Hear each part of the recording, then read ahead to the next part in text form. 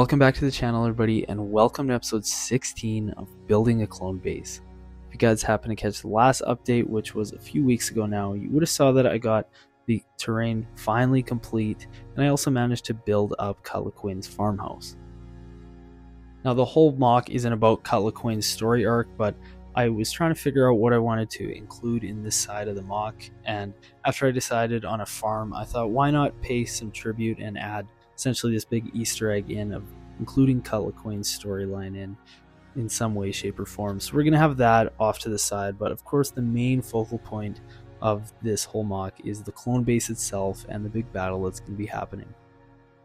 I want this to be the last mock update before the finale, so that means we're going to have to get to work on finishing up the base. And when I'm building up the second floor, I need to keep in mind that I want a landing pad to be able to hold up the weight of a Coruscant Guard gunship. So that's obviously something we've got to keep in mind as we build up. But first we got to get to some interior details. I want to start with these trusses on the control room window. So I'm using some hinge pieces and putting some plate and tile on an angle to replicate that bridge deck vibe that we see on a Venator or a Star Destroyer. I've seen other mock builders use this technique in the past, and I always wanted to try it, so I'm glad I finally get to test it out.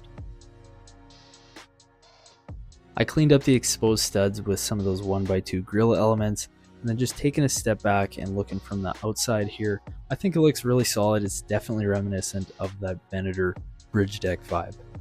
After laying down some foundational walls and some basic tiling on the floor, I had to start thinking about how I'm going to do the lighting for the second floor. And basically what I'm going to have is a hole in the wall that's going to give me access to the battery pack, because of course I want everything to be nice and clean looking, but I still need to be able to turn the switch on and off. And my solution to covering up this hole is just this simple little panel I made with a plate and some grade elements, and then of course just this little bracket that attaches pretty easily, and I can take it on and off and now have access to that battery pack. Another thing you may notice is I covered up the exposed stud on the top of these dark red slopes, so now that matches the wall and it just looks really clean. Honestly, the MVP of this build is definitely those little 1x2 grate pieces. Here's another build using them, just a simple little panel I made, and it just adds some nice detail to this otherwise really boring wall. Now it's time to think about some details in the control room here, and we're going to start with the classic hollow table. I just made it pretty simple, and I got some red and blue trans studs in there, maybe representing, some Republic and Separatist forces. And then as I was over here, I looked at this emblem, which still has all this exposed stud. I realized I have the tile to cover it up, so I went ahead and did this, and that cleaned it up really nicely. I honestly should have done that weeks ago, because it honestly does look a lot better in my opinion. Then as I made my way back to the control room, I was thinking of doing some detailing in here, and then I realized these trusses could look a lot better. I had them upside down for some reason when I put them on, so they had all this exposed underside of the Lego there, and then now I just have that tile showing, so it was well worth just flipping them around quickly. It honestly took a really long time to figure out what I wanted to do with the details in this control room.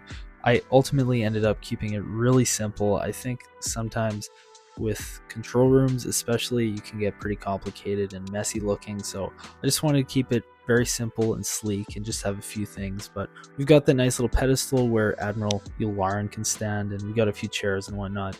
And then we also got to consider having some clone officers. You see them in the Clone Wars TV show quite often, and unfortunately Lego has never made any, but we do have Imperial officers, which will do the trick. All you got to do is slap a clone head on them, put the hat back on, and you've got yourself some clone officers. And after adding these guys to the control room and throwing in Commander Fox, I've got to admit I had a wave of nostalgia. Finally getting this clone base part of it built is really fun and exciting. I mean, it just throws it back to when I was a young kid and I started collecting Lego Star Wars stuff. It's just really cool to be able to build this kind of thing. Next up is the medical bay, and the builds in here are very simple, just some beds, a little helmet holder, and a Bacta tank at the end of each bed. Then we've got these tables of tools and such that the medical droid can use. I also included Omega and a Kaminoan with some blue milk in there, just as a little Easter egg. I think this turned out really nice. I was able to include some of that dark red and white into that room, so I was always really happy to include some of those colors. But now it's time to think about building up the rest of the walls and getting the lighting in, and that's going to allow us to finish off this second floor and think about doing the roof and the landing pad. Now this isn't sponsored or anything, but if you are curious, I do use Light My Bricks. This is just the starter kit I have, and it's able to light up the entire base, including the hangar bay and the second floor here. It's a total of 6 lights, I believe you get. It's pretty solid, but once I decided where the lights were going to go, I could build up the roof, and it's really messy looking, but I'll show you how I'm going to cover that up. All I was worried about when getting this on was the structural integrity of it, and the test is whether or not it holds the weight of the Coruscant Guard gunship, and it does, at least for now. Hopefully it stays. And now for the big lighting reveal. Here it is, with all the lights in the clone base. Just taking a look at what we did in previous weeks, I think almost 2 months ago now, I put these fluorescent, really bright lights in the hangar bay, and then now we have these warmer, sort of incandescent lights in the livable areas, in the hallway control room in med bay. I think that's pretty fitting. It's not something I planned necessarily, but ultimately I think all the interior areas look really cool being lit up. Now it's time to think about doing some of these finishing details on the outside here. And obviously they need a way to get to the landing platform, and I was originally going to do stairs like I did on the wall there, but I soon realized there was not anywhere near enough room, so I ended up doing the ladders, and then I finished off some tiling, added some crates, and I also added a little satellite dish there on an angle, and I think this turned out perfectly. I'm really happy I just went with the ladders, and the spacing for it was perfect. I mean, there's literally less than a plate gap in between those two ladder pieces, so it just worked out perfectly, and now I can think about the landing pad. And to cover up all these studs, all I've done is made a bunch of slabs of 1x brick. I'm just laying them on their sides, and the cool thing about this is you can create some little designs, and here I just made a dark red rectangle, so any ships that want to land here have that spot to do it in the center there. And then of course I had all these studs on the side to cover up, so I used some of those dark red slopes once again and just added some nice cool little details and yellow lights, and this is how it turned out. I honestly think this looks fantastic. I'm really happy with the progress of this base. I mean, it's pretty much completely finished. That's it with the lights on. Now it's time for my favorite segment of each weekly update, which is the before and after pic. There's how it looked before, here's how it looks after. It's really quite the crazy transformation in just 1 week. Then of course, taking a look at how it looks with the Coruscant Guard gunship, I think it just looks fantastic. It's 46 bricks tall from the bottom by the water there to the top where the landing pad is. It is definitely the largest structure I've built out of Lego, and I'm sure, as you can tell, I'm pretty happy with the results. Now I just want to take a quick trip down memory lane, taking a peek at the micro build I made 5 months ago when I was planning out this project. Just goes to show you, when you plan something other than a few minor details, what can come to reality is really what I love about building with Lego. It's pretty much exactly what I envisioned.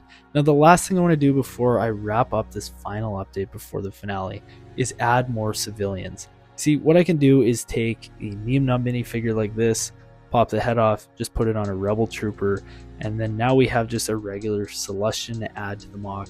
I want to do that with lots of characters, and so let's take a peek at the collection. Now I've been trying to come up with ways to get more Star Wars civilians in this mock, and it finally dawned on me in this last episode that I could literally just take a bunch of Star Wars minifigures, put on different hair pieces and head pieces from other themes, and here we have it, just a totally new character. I managed to make 20 brand new characters that we could add as civilians in the mock, and it's really going to bring the city part of it to life. So we got 2 Mon Calamarians, a Gungan, and Maz, and then I've got 13 humanoid characters that all look cool and different and Star Wars-like. And of course we're going to be adding our sig figs, which includes myself and my sister, who helped quite a bit in the early stages of this mock building process. And of course we just got to add them into the mock, and here is how it looks with 20 more civilians added. And just like that, after 5 months worth of work on this project, the build phase of it is finally complete, and at last I can work on the finale. Now, I'm going to be doing this finale a lot differently than your typical walkthrough you see here on YouTube.